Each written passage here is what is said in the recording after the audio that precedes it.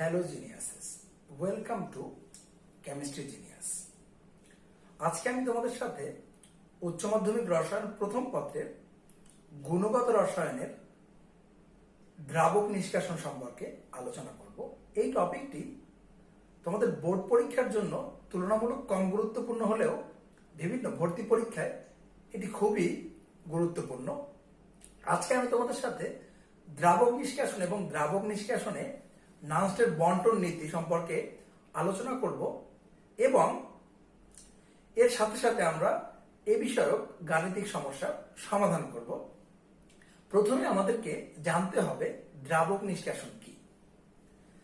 কোনো যৌগকে তার জলীয় দ্রবণ অথবা অন্য যে কোনো মিশ্রণ থেকে দ্বিতীয় আরেকটি দ্রাবক ব্যবহার করে নিষ্কাশন করার বা পৃথক করার পদ্ধতিকে দ্রাবক নিষ্কাশন বলে। সাধারণত অর্গানিক ল্যাবে কোনো জৈব যৌগকে তার জলীয় দ্রবণ থেকে নিষ্কাশন করা হয়ে থাকে। তো তোমাদের এক্ষেত্রে অবশ্যই কয়েকটি বিষয় মনে রাখতে হবে। যেহেতু আমরা একটি দ্রবণ থেকে আরেকটি দ্রাবক ব্যবহার করে এই সেপারেশন করছি, সেক্ষেত্রে আমরা মূলত দুটি দ্রাবক ব্যবহার করব। তাহলে যেই দ্রাবক ব্যবহার করে আমরা দ্রব্যটিকে নিষ্কাশন করব, সেক্ষেত্রে দ্বিতীয় দ্রাবকে যাতে দ্রব্যটির দ্রাব্যতা বেশি হয়। এবং আরেকটি গুরুত্বপূর্ণ বিষয়, দ্রাবক দুটিকে অবশ্যই পরস্পর অমিশ্রণীয় হবে। যেহেতু আমরা কোনো জৈব যৌগকে তার জলীয় দ্রবণ থেকে দ্বিতীয় দ্রাবক ব্যবহার করে আলাদা করব, সেক্ষেত্রে অবশ্যই আমরা দ্বিতীয় দ্রাবকটিকে জৈব দ্রাবক ব্যবহার করব। সেক্ষেত্রে সাধারণত এনহেক্সেন, ক্লোরোফর্ম বা ডিসিএম অর্থাৎ ডাইক্লোরোমিথেন ইত্যাদি দ্রাবক ব্যবহার করা হয়ে থাকে। মনে করো কোনো একটি জৈব যৌগের জলীয় দ্রবণে দ্রবীভূত আছে। এখন লক্ষ্য করো, আমরা মনে করলাম এখানে V1 ml পানি আছে এবং এর মধ্যে W গ্রাম জৈব দ্রবীভূত আছে।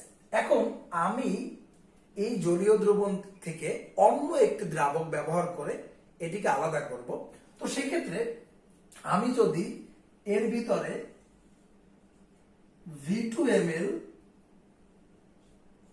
একটি জৈব দ্রাবক দিয়ে দেই, সাধারণত এই প্রক্রিয়ার ক্ষেত্রে আমরা সেপারেটরি ফানেল ব্যবহার করি এবং দুটি দ্রাবকে মিশ্রিত করে দ্রব্যটিকে ভালোভাবে ঝাঁকানো হলে এদের মধ্যে দুটি আলাদা লেয়ার তৈরি হবে। একটি অর্গানিক লেয়ার তৈরি হবে, আরেকটি ইনঅর্গানিক। তবে সেক্ষেত্রে তোমাদের দুইটি লেয়ারের মধ্যে কোনটি উপরে থাকবে বা কোনটি নিচে থাকবে, সেজন্য তোমাদের অবশ্যই দ্রাবকের কনসেন্ট্রেশন ডেনসিটি সম্পর্কে ধারণা থাকতে হবে।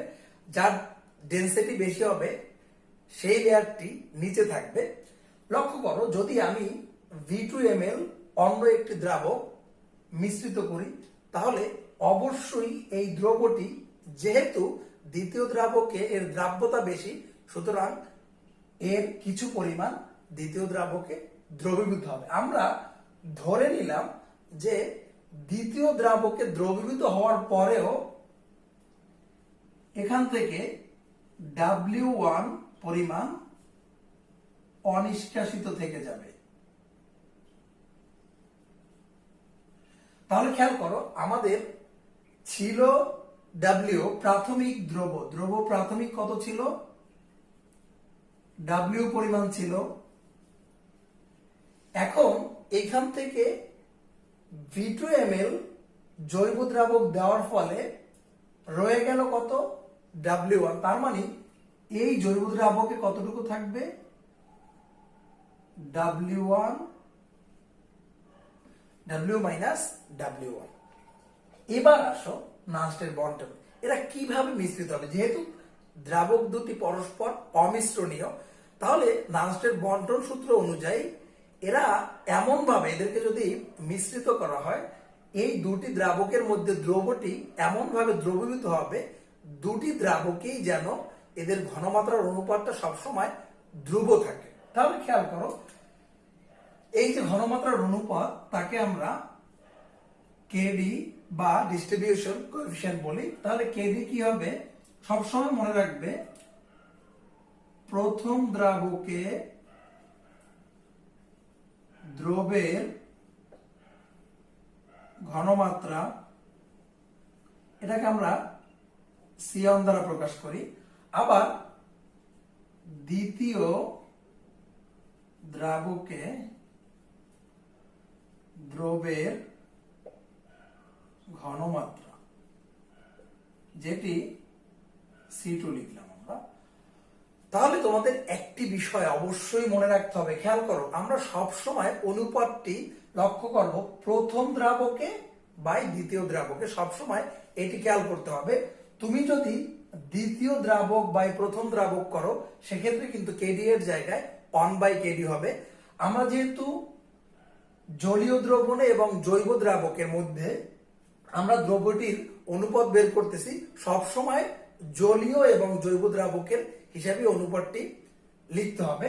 আসো আমরা দেখলাম তাহলে প্রথম দ্রাবকে কি পরিমাণে আছে, W1 পরিমাণ অনিষ্কাশিত আছে। তাহলে আমরা যদি ঘনমাত্রার হিসাবটি করি, খেয়াল করো, প্রথম দ্রাবকে দ্রব্য আছে কতটুকু, W1, যার আয়তন হচ্ছে V1। তোমরা জানো দ্রবের ভর ভাগ আয়তন, এটি ঘনমাত্রা আমরা প্রকাশ করে থাকি। এরপরে আসো দ্বিতীয় দ্রাবকের ক্ষেত্রে কি পরিমাণে চলে গেছে, W মাইনাস W1 এবং যার আয়তন V2 ml। তাহলে কি হবে, W minus W1 by V2। তাহলে এই ক্ষেত্রে যদি আমরা হিসাব করি, আমরা যদি এখান থেকে যদি বের করতে চাই যে কতটুকু অনিষ্কাশিত আছে, তোমরা যদি এটাকে ক্যালকুলেশন করো তাহলে ব্যাপারটি এমন হবে, W1 equal W KD V1 by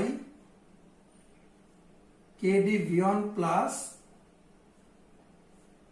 V2। এখন আমি যদি এই V1 এই V2 ml দ্রাবক যদি আবার ব্যবহার করি তাহলে বিষয়টি কেমন হবে, খেয়াল করো, আমার দ্রাবকে ছিল কতটুকু, W1 ছিল। আমি যদি আবার ব্যবহার করি আমরা তখন সেক্ষেত্রে দ্বিতীয়বারের ক্ষেত্রে আমরা ধরে নিলাম যে W2, দ্বিতীয়বারের ক্ষেত্রে অনিষ্কাশিত থাকবে W2 পরিমাণ। তাহলে দ্বিতীয়বারে যদি W2 পরিমাণে অনিষ্কাশিত থাকে, ছিল W1, তাহলে দ্বিতীয়বার আমার V2 তে কি পরিমাণে যাবে, W1 মাইনাস W2 দ্বিতীয়বারের ক্ষেত্রে। তাহলে লক্ষ্য করো, আমরা যদি এই দ্বিতীয়বারের ক্ষেত্রে যদি ফর্মুলাটি লিখি তাহলে কেমন হবে আসলে বিষয়টি, কেডি, দেখো প্রথম দ্রাবক কতটুকু আছে, W2 পরিমাণে আছে। তাহলে W2 বাই V1। একইভাবে যদি দ্বিতীয় দ্রাবকের ক্ষেত্রে আমরা চিন্তা করি, W1 minus W2 by V2, তাহলে এখান থেকে আমরা লিখতে পারবো W2 equal W1 KD V1 divide KD V1 plus V2। বন্ধুরা তোমরা লক্ষ্য করো, এই ক্ষেত্রে আমরা একবার যদি নিষ্কাশন করার চেয়ে আমরা যদি ওই পরিমাণ দ্রাবককে কয়েকবার নিষ্কাশন করি সেক্ষেত্রে নিষ্কাশিত পদার্থের পরিমাণ আমরা বেশি পাবো। এখন লক্ষ্য করো, আমি যদি এবার লক্ষ্য করো, এখন যদি আমরা দ্বিতীয় সমীকরণে W1 এর মান বসাই তাহলে কি হবে, খেয়াল করো, W2 ইকুয়াল, যদি আমরা W1 এর মান বসাই তাহলে কি হবে, W KD V1 by KD V1 plus V2 into KD V1 divide KD V1 plus V2। তাহলে আমরা যদি এটিকে গুণ করে দিই তাহলে আমরা কি লিখতে পারি, W KD V1 by KD V1 plus V2 square লিখতে পারি। তার মানে দেখো, যদি আমরা দ্বিতীয়বার যদি আমরা নিষ্কাশন করি সেক্ষেত্রে তার পাওয়ার কত হবে, 2 হবে। এইভাবে যদি আমরা n তম পর্যন্ত যদি n বার যদি আমরা নিষ্কাশন করি তাহলে খেয়াল করো, এই ক্ষেত্রে আমরা লিখতে পারবো W n ইকুয়াল কি হবে, W KD V1 plus V2 পাওয়ার n। তার মানে আমি ধরো তুমি যদি 100 ml দ্রাবক নিয়ে যদি একবারে নিষ্কাশন করো, তার চেয়ে যদি সেই 100 ml কে যদি তুমি 5 ভাগে অর্থাৎ 20 ml করে যদি নিয়ে এই দ্রাবক নিষ্কাশন করো, সেক্ষেত্রে তুমি বেশি পরিমাণ দ্রব নিষ্কাশন করতে পারবে। তাহলে আমরা মূলত যদি একবারের ক্ষেত্রে বলে তাহলে আমরা মূলত এই ক্ষেত্রে আমরা এই ফর্মুলাটি ব্যবহার করব। আবার যদি আমাকে n সংখ্যক বার তোমাকে বলতে পারে যে মোট যে দ্রাবক আছে সেই দ্রাবককে 2 ভাগ করে বা 3 ভাগ করে যেভাবেই বলুক না কেন, সেক্ষেত্রে আমরা যতবার n এর মান তখন পাওয়ারে যাবে। তাহলে তুমি মনে রাখবে যে একবারে নিষ্কাশন করলে যেই পরিমাণে দ্রব নিষ্কাশিত হবে তার চাইতে আমি যদি কয়েকবারে করি সেক্ষেত্রে আমি বেশি পরিমাণে দ্রব নিষ্কাশন করতে পারবো। তো তোমরা এই ফর্মুলা ব্যবহার করেই এখন আমরা দেখব যে কিভাবে এই গাণিতিক সমস্যার সমাধান করা যায়। তাহলে চলো আমরা গাণিতিক সমস্যার দিকে যাই। আমরা দেখব কিভাবে এই সূত্র ব্যবহার করে আমরা দ্রাবক নিষ্কাশনের গাণিতিক সমস্যার সমাধান করতে পারি। তোমাদের জন্য একটি গাণিতিক সমস্যা দেয়া আছে। লক্ষ্য করো, 200 ml দ্রাবকে 2 গ্রাম আয়োডিন জলীয় দ্রবণ, খেয়াল করো, দ্রবীভূত আছে। এখন এই দ্রবণ থেকে আমরা এই 200 ml কার্বন টেট্রাক্লোরাইড ব্যবহার করে এই আয়োডিনকে নিষ্কাশন করব। এখন আমি যদি এই 200 ml কে একবারে ব্যবহার করি, তার চেয়ে যদি আমি এই 200 ml কে 4 ভাগে ভাগ করে 4 বার করি অর্থাৎ প্রতি ভাগে 50 ml করে নিয়ে করি, সেক্ষেত্রে আমরা নিষ্কাশিত পদার্থের পরিমাণ বেশি পাবো। আসো আমরা যদি একটু লক্ষ্য করি যে আমি কিভাবে করব, খেয়াল করো, তুমি দেখো, আমরা যদি বলি যে একটু এখানে একটি গুরুত্বপূর্ণ বিষয় দেখো, তোমাদের জন্য দেওয়া আছে কার্বন টেট্রাক্লোরাইড ও পানিতে I2 এর কেডি। তাহলে তোমরা এর আগে আমি তোমাদেরকে বলেছি যে আমি যখন সূত্র লিখি, খেয়াল করো, যদি প্রথমবারের ক্ষেত্রে আমাদের সূত্র ছিল একবারে যদি আমি করি W1 equal W KD V1 plus V2, এই হচ্ছে আমাদের সূত্র। সেক্ষেত্রে আমাদের একটি বিষয় মনে রাখার কথা ছিল যে আমরা সবসময় পানি এবং কার্বন টেট্রাক্লোরাইডের অনুপাত, দেখো এখানে দেওয়া আছে কার্বন টেট্রাক্লোরাইড এবং পানিতে অনুপাত, কিন্তু আমাদের কি হিসাব করতে হবে, খেয়াল করো, ব্যাপারটি এরকম যে এই ক্ষেত্রে কেডি কি দেওয়া আছে, আসলে CCl4 এবং পানিতে কত 80। তাহলে আমি যদি H2O এবং CCl4 এর ক্ষেত্রে বের করি তাহলে তখন হবে 1/80 অর্থাৎ 0.0125। এই বিষয়টি তোমাকে অবশ্যই খেয়াল করতে হবে। কেডি এর হিসাব সব সময় অনুপাতটি হবে প্রথম দ্রাবক, যেই দ্রাবকে দ্রবীভূত আছে যার কাছ থেকে আমরা নিষ্কাশন করতেছি তার অনুপাতে। তো এই জায়গাটি তোমাদের জন্য খুবই ইম্পর্টেন্ট। আসো আমরা যদি এখন ভ্যালুগুলো বসাই, দেখো কত ছিল, W ছিল ইনিশিয়ালি কত ছিল, 2 গ্রাম ছিল। দেখো W হচ্ছে 2 গ্রাম, আর এই যে W1 এটা হচ্ছে অনিষ্কাশিত। আমরা যতটুকু অনিষ্কাশিত আছে সেটুকু হিসাব করলে আমরা 2 থেকে বিয়োগ করলে আমরা বের করে ফেলতে পারবো যে কতটুকু নিষ্কাশিত আছে। আর আমাদের যেহেতু V1 দেখো 200 ml আছে, V2 হচ্ছে 200 ml। যেহেতু আমরা একবারেই সবটুকু ব্যবহার করব, তো আমরা যদি এখানে মানগুলো বসিয়ে দেই তাহলে 2 কেডি হচ্ছে 0.0125 ইন্টু V1 হচ্ছে 200, যদি 0.0125 ইন্টু 200 যোগ 200, যেহেতু আমরা একসাথে করব, তো এটিকে যদি তোমরা হিসাব করো তাহলে ভ্যালু আসবে 0.02469। তাহলে দেখো 2 গ্রামের মধ্যে অনিষ্কাশিত কতটুকু থেকে যাচ্ছে? 0.02469 গ্রাম। তাহলে আমি যদি এইখান থেকে নিষ্কাশিত পরিমাণ বা শতকরা পরিমাণ বের করতে চাই, নিষ্কাশিত দ্রব্যের পার্সেন্টেজ যদি আমি করি, দেখো ছিল 2, তাহলে আমরা যদি 2 থেকে এটাকে বিয়োগ করে দেই 0.02469 ভাগ 2 ইন্টু 100, সেক্ষেত্রে তুমি দেখবে কতটুকু হবে? 98.76%। এবার আসো আমাদের দ্বিতীয় শর্ত কি ছিল? যদি আমি এই 200 ml কে একসাথে ব্যবহার না করে আমি 4 ভাগে ভাগ করব, তাহলে সেক্ষেত্রে আমাদের কি ছিল? যে আমাদের 4 ভাগে যখন আমরা করব তাহলে আমাদের n এর মান কত? 4। যেহেতু n এর মান হচ্ছে কত? 4।